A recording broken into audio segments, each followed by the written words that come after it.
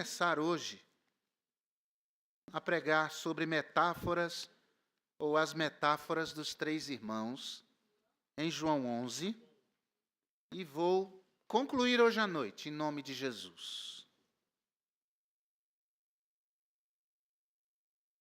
As metáforas dos três irmãos. Estava, porém, enfermo um certo Lázaro de Betânia, aldeia de Maria e de sua irmã Marta. Dá-nos, meu Deus, da tua graça, a tua bênção. O Senhor já nos abençoou tanto nas classes, o testemunho dos teus servos, esse ministério tão importante. E pedimos que, mais uma vez, o Senhor fale aos nossos corações. Precisamos de ti. É a nossa oração em nome de Jesus. Amém. Podem sentar, irmãos.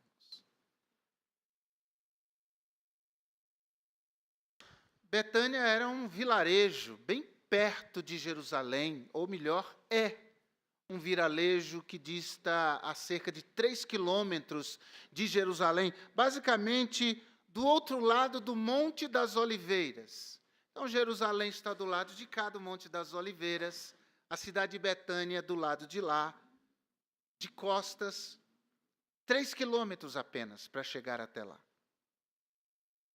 E essa era uma cidade de uma família muito querida de Jesus.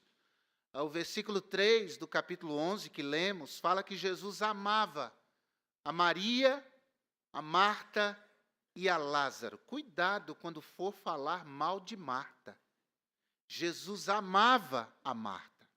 É claro que há observações honestas, que inclusive farei sobre Marta, mas Jesus a amava, e a amava muito, e ela, com Maria e Lázaro, amavam muito a Jesus.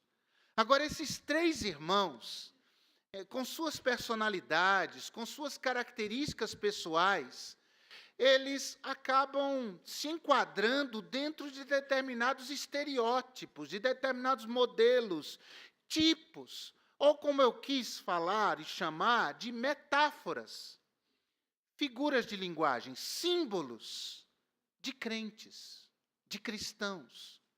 Cada um deles representa um tipo de crente. E não é que você se identificando com Lázaro, é somente com Lázaro. Nós podemos nos enquadrar nos 3 tipos, nas 3 características. Eu creio até que nós oscilamos, orbitamos aqui e ali, na nossa jornada cristã, dentro dessas 3 características. E precisamos buscar em Jesus a graça para agradarmos o Senhor. Porque como Lázaro, Marta e Maria, nós também amamos a Jesus. Eu esperava ouvir um amém, mas eu amo a Jesus. Eu sei que você também ama a Jesus. Vamos pensar então nesses 3 modelos que Lázaro, Marta e Maria nos revelam. Primeiro, Lázaro é uma figura do crente enfermo ou morto.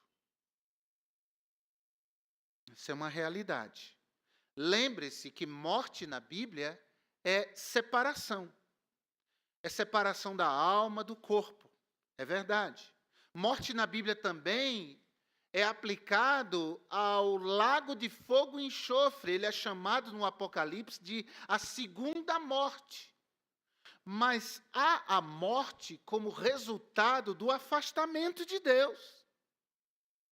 Então, é muito plausível que digamos que um crente longe de Deus, separado de Deus, está morto. Morto em seu relacionamento, morto em sua intimidade, morto em sua comunhão.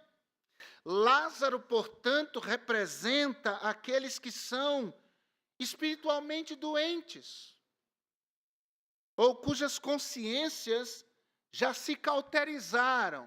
Não há mais comunhão, não há mais oração, não há mais relacionamento com Deus. E essa posição de Lázaro, ela expressa um pouco a posição de muitos crentes dentro das igrejas, irmãos. estão enfermos espiritualmente, fracos espiritualmente, ou perderam a comunhão com Deus, estão longe. Quando nós falamos disso, nós podemos inclusive ampliar, porque a igreja é o resultado do que somos. Se você é um crente de oração, a tendência de sua igreja ser uma igreja forte na oração é muito grande. Se você é um crente generoso, da mesma forma, sua igreja tende a ser generosa. Se você é espiritual, a tendência é que a sua igreja seja espiritual. Se você está enfermo ou morto, há uma grande tendência que a sua igreja acompanhe esse movimento. Quando nós olhamos para a palavra de Deus, nós vemos o Senhor Jesus enviando cartas por meio de João àquelas igrejas da Ásia, e cada uma delas tinha uma característica, cada uma delas vivia uma realidade. A Laodiceia, Jesus disse, é uma igreja morna, eu vou vomitá-la da minha boca, porque não é nem quente e nem fria. A Pérgamo, Jesus disse, vocês estão acolhendo em seus corações heresias, falsos ensinamentos, heresias abomináveis. E Jesus diz, quando muito irei a ti, eu vou visitar você, eu pelejarei contra você. Sardes já é descrita como uma igreja que tinha nome de quem vivia, tinha fama, mas estava morta. Se valia da história, se valia do retrospecto, se valia daquilo que fizera no passado por Cristo, mas no presente não fazia nada, era inoperante, era infrutífera. Tens nome de que vives, mas estás morta. Então existe dentro das igrejas muita gente doente espiritualmente, cuja fé está fraca, cuja comunhão com Deus não é saudável. E há outros que já de há muito perderam a comunhão com Deus. Eles não oram mais. Eles não meditam na palavra, porque não é só ler. Quando nós meditamos na palavra, irmãos, Deus se revela a nós por meio da palavra. O que Ele quer para nós, as direções que Ele quer que tomemos, as decisões que Ele quer que tomemos, o Senhor Deus se revela a nós. Mas um crente que não tem uma vida de oração, que não medita na eterna palavra, ele vai se afastando de Deus paulatinamente, e a frieza vai tomando conta do seu coração. Lázaro, nesse aspecto, representa o crente enfermo, ou que posteriormente morre. E o crente doente ou morto, ele gera preocupação para aqueles que estão ao seu redor.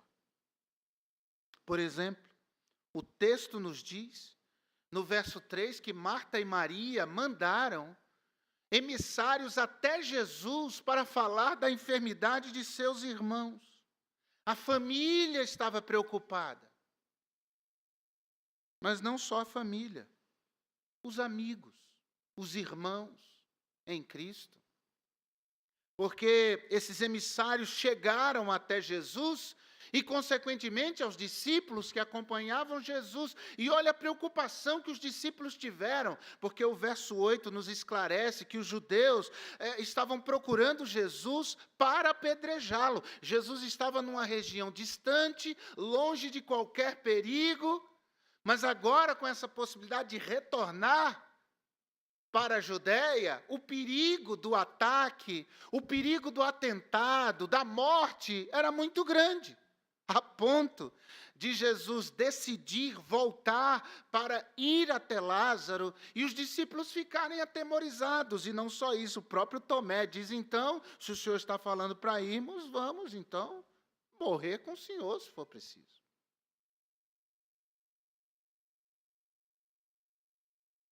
Mas também o Senhor se incomoda com o crente doente. Porque não é a vontade de Deus que estejamos longe. No versículo 15, no versículo 5, ainda é o verso 15. Vamos ter com ele. Jesus se preocupa e toma a iniciativa de ir até onde Lázaro está. E por que Jesus faz isso? O verso 5 nos esclarece que Jesus amava a Marta, a Lázaro e a Maria.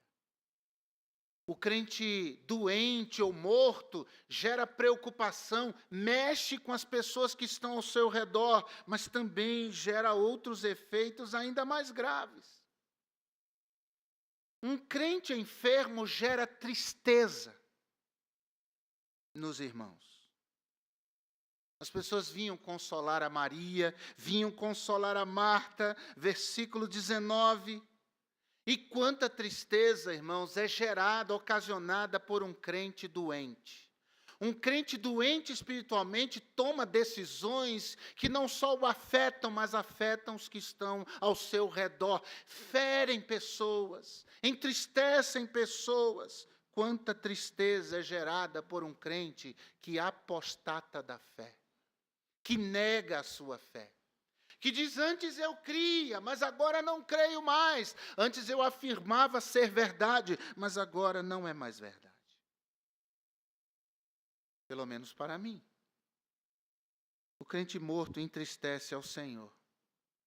É o menor versículo da Bíblia, é o verso 35 de João 11. E nos diz que Jesus chorou. Diante daquela cena de ver Lázaro morto. Há um texto de de Isaías, capítulo 22, versículo 4. Você pode ler? Isaías 22, verso 4. E a palavra de Deus diz em Isaías 22, 4. Portanto digo, desviai de mim a vista e chorarei amargamente. Você notou o que é que Deus está dizendo? Desviem de mim o seu olhar, desviem de mim a sua atenção, e eu chorarei amargamente. Não vos canseis mais em consolar-me pela destruição da filha de meu. Nosso Deus é um Deus empático, misericordioso, compassivo, e Ele sente tristeza por aquilo que nós estamos fazendo a nós mesmos, irmãos, quando nos afastamos dele. Nosso Deus não é indiferente e vai mobilizar os céus para falar conosco e nos trazer de volta. Mas é muito triste que alguns endureçam o seu coração. O crente morto também está enclausurado, acorrentado, inativo, inoperante, infrutífero. Lázaro foi colocado num túmulo. O túmulo lacrado com uma pedra. O texto nos diz, no versículo 39, ele tinha bandagens no seu rosto, na sua cabeça, ele tinha as mãos com bandagens atadas, os pés também, da mesma forma. Um crente cuja vida espiritual morreu é inoperante, é infrutífero, ele não produz nada. E esse é um cuidado que nós temos de ter e frequentemente olhar para dentro do nosso coração. Será que eu, como árvore plantada junto a ribeiros de águas, conforme o Salmo 1 diz, eu estou dando frutos para a glória de Deus?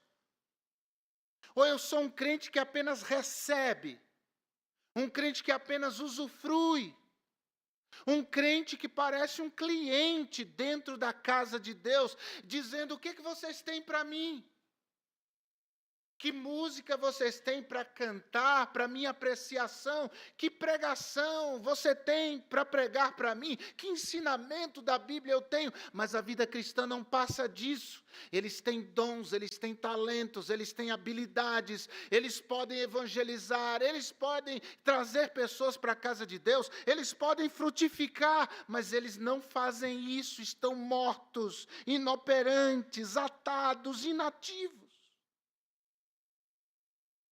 O crente morto também, ele não recebe nem transmite emoções. O crente morto ou doente, ele é impassível. Essa semana, como dissemos, uma semana de vários velórios. E nós testemunhamos sempre num velório expressões de carinho, do ente querido para com aquele que partiu. Pessoas pegam na mão, pessoas beijam a face, pessoas começam a falar com o corpo sem vida, palavras de carinho, de amor, de consideração. Mas o morto não reage, o morto não responde, o morto não diz eu também te amo, o morto não retribui o beijo, não responde. Crentes mortos, irmãos, parece que o sentimento morreu com eles. Eles não vibram com a alma que se converte. Eles não cantam com vigor a alegria da sua salvação quando reunidos na grande congregação. Crentes mortos não vibram ouvindo a palavra de Deus sendo pregada com fidelidade. É verdade, amém, é isso mesmo. Crentes mortos não sentem desejo, vontade, iniciativa de participar de um movimento da igreja. O que eu ganho com isso? Eles não têm reação. Eles não retribuem. Crente morto cheira mal. Ora, se a palavra de Deus diz que nós exalamos o bom perfume de Cristo longe de Cristo, nós exalaremos um perfume mal cheiroso. Marta diz para Jesus, mas já cheira mal. Já é de 4 dias, verso 39.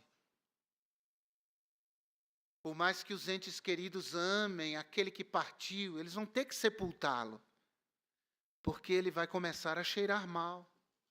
O estado de decomposição vai seguir o seu curso. É preciso, é imperativo que nós sepultemos. Irmãos, crentes mortos exalam um odor ruim. As pessoas começam a se afastar dele. Ele se torna extremamente crítico para com tudo. Ele se torna impassível, ele não se sensibiliza com nada. Crente morto perde a capacidade de ter misericórdia dos outros. Calma, misericórdia dele. Calma, ele está aprendendo, ele está crescendo, calma, menos. Por que tão implacável com as pessoas? As pessoas acabam se afastando. E o que é que Deus faz com um crente enfermo ou morto? Bem, Jesus se aproxima do seu universo. Jesus vai até ele. Jesus estava a cerca de 15 estádios, versículo 18, capítulo 11 de João. E ele foi até onde Lázaro estava. Mas não só isso. Jesus vai até onde essa pessoa está, enferma ou morta. E Jesus ordena a vida. Jesus tem uma palavra de vida. Jesus tem uma palavra de ressurreição. Jesus tem uma palavra de reconciliação. Porque Ele não quer que estejamos longe dEle. Ele nos quer muito perto. Ele ordena também que a pedra seja tirada, verso 39, João capítulo 11. Porque esse crente morto precisa sair do estágio de alienação, de isolamento, de inoperância. E quando a pedra é tirada, ele ordena, vem para fora, verso 43. Ou seja, não é da vontade de Jesus que você esteja nesse estado de distância, de morte.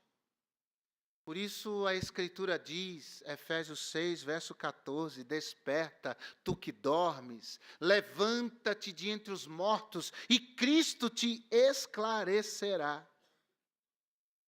Jesus pede também aos homens que o ajudem. Ele diz, verso 44, tirem a pedra. Tirem a pedra. E aí é o movimento da comunidade cristã, é o movimento dos crentes, em ir até estes, para dizer, ei, você está longe, você está distante, o que está acontecendo? Não vamos voltar. A igreja é um lugar de gente falha, não é lugar de gente perfeita. E você não é perfeito, vamos lá, junte-se aos imperfeitos, vamos nos ajudar mutuamente, vamos resolver as demandas, vamos aparar as arestas. A igreja é lugar de cura, é lugar de restauração. Mas longe, isolados, distantes, frios, inoperantes. É uma figura tão simplista, mas ela é tão grandiosa. Essa figura da fogueira e da brasa que está longe da fogueira. A gente ouviu isso a vida toda, mas é a mais pura verdade. Longe, distantes, nós vamos esfriando. E aí nós começamos a dar ouvidos às vozes do nosso coração. Aí nós começamos a racionalizar. Aí depois nós começamos a dividir a culpa. Eu sei que eu sou difícil, mas também ele, ela, eles, e essa coisa toda. E o último estágio é, olha, eles. São eles. Eu não fiz nada. Eu sou uma vítima. Eu sou um coitadinho. E é preciso que a igreja esteja atenta a isso e vá, e não ouça esse discurso que fica racionalizando e pondo a culpa nos outros, porque no fundo, a pessoa sabe que está errada. Ela sabe que não é assim que se trata. Ora, a Bíblia diz, se o teu irmão pecar contra ti, vai a ele, conversa com ele, esclarece as coisas. Então é muito importante, porque Jesus diz que nós podemos participar desse processo de cura, ou desse processo de restauração. É fundamental, irmãos, porque o Senhor Deus é Deus de vivos e não de mortos. E a nossa vida espiritual, ela pode passar por abalos e certamente passará. Mas só há um sentido possível para um servo e para uma serva de Deus, é para frente. Nós continuamos.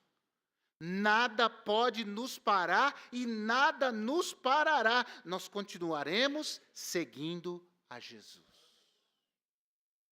Há fases em que estamos mais tristes, há fases em que sentimos os abalos, mas é no Senhor que renovamos as nossas forças, o nosso ânimo, a nossa fé.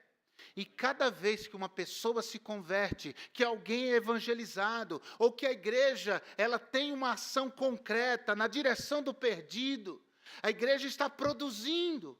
Pastor Fernando pregou no velório lá do irmão da irmã Cristiane, e vidas se entregaram a Jesus, irmãos. Essas coisas são combustíveis que nos movem a continuar, a seguir. Eu sei que essa é a realidade dos irmãos, a cada policial que se volta para Cristo, estava na beira, às vezes, de um suicídio, e se volta para Jesus. Eu imagino, porque não é fácil. Mas como vocês têm a fé renovada, as forças renovadas, e é isso. Vale a pena. E assim nós seguimos. O que nós não podemos, irmãos, é deixar a enfermidade avançar. É achar que isso é normal. Nós temos que nos voltar para a cruz e aos pés da cruz, buscar em Cristo a renovação do ânimo que nós precisamos e prosseguir, porque esta é a vontade de Deus. Você está enfermo? Cristo, nessa manhã, ordena a cura. Se você está distante, inoperante, isolado, sozinho, morto, Cristo ordena a vida. Vem para fora, vem para a vida, vem para Jesus. E eu gostaria que você orasse comigo agora. Que você falasse com Deus agora.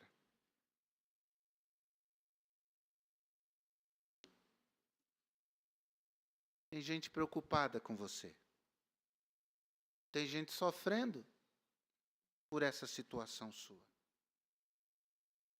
Tem gente preocupado, sofrendo. E Deus está vendo. Vendo a sua situação, vendo o seu coração. Deus sabe as vozes que você tem ouvido. Deus sabe os caminhos sedutores que você tem seguido. Mas Deus não quer que você tenha uma vida espiritual morta. Ou que você tenha nome de que viveu, mas hoje está morto. O que Jesus quer é uma vida transformada, vibrante, frutífera, comprometida, abençoada e abençoadora. Se alguém está aqui hoje e foi tocado por Deus nessa palavra dessa manhã, eu gostaria de saber, para orar por você. Será que tem alguém assim? Amém, amém, amém, amém. Quantas mãos, amém. Glória a Deus, glória a Deus. Na galeria, pessoas assim, amém, glória a Deus, glória a Deus. Às vezes a gente está querendo desanimar, isso é sinal, é sintoma de enfermidade. Mas Jesus tem cura, Jesus tem poder. Agora, tem alguém aqui que ainda não conhece Jesus? Eu não conheço esse Jesus da Bíblia que dá vida aos mortos, que transforma vidas, que dá uma nova razão de viver, que traz vida e vida em abundância. Eu ouvi a palavra de Jesus hoje e eu quero entregar a vida a Jesus. É você essa pessoa? Faça um sinal.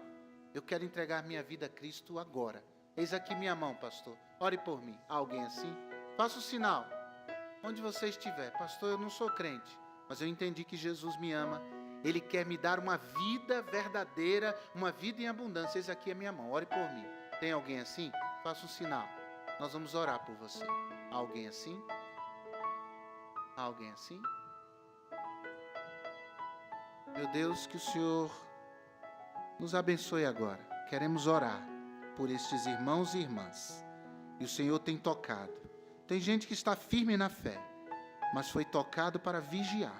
Foi tocado para abrir os olhos, porque sabe e pode chegar a um ponto crítico se não estiver vigilante aos pés de Jesus. Nós queremos orar por essas pessoas. Enquanto cantarmos, convidá-las a chegar aqui à frente. Peço que a tua bênção nos alcance nesta manhã, em nome de Jesus. Amém. Coloque-se em pé. Nós vamos cantar um hino que Gerson vai anunciar, e você pode sair do seu lugar.